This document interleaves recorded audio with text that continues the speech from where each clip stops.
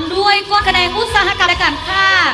แขนงอุตสาหกรรมและการค้าเป็นแขนงการหนึ่งที่มีบทบาทสำคัญในระบบเศรษฐกิจของชาติ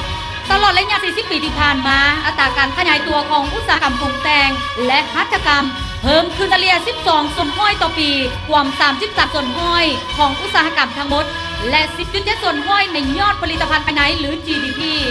จำนวนโรงงานได้เพิ่มขึ้นจาก295โรงงานในปี1975มาเป็น 39,800 กว่าโรงงานในปี 2015 หรือหลายกว่า10 เท่าราคาสินค้าอยู่ภายในประเทศมีความมั่นเทียงเน่งติงในอัตราเฉลี่ยบ่เกิน10 ส่วนห้อยมูลค่าการจราจรสินค้าขายย่อยเพิ่มขึ้นในอัตราเฉลี่ย 7.8 ส่วนห้อยต่อปี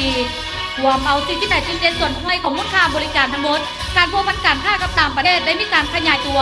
การพัวพันการค้ากับหลายกว่า60 ประเทศทั่วโลกมูลค่าการค้าในประเทศ 40 ปีผ่านมาเพิ่มขึ้นในอัตราเฉลี่ย 15 ส่วนห้อยต่อปี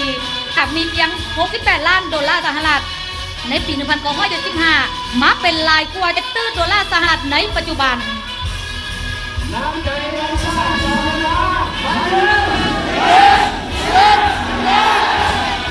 ตอนแขนงการเกษตรกรรมและป่าไม้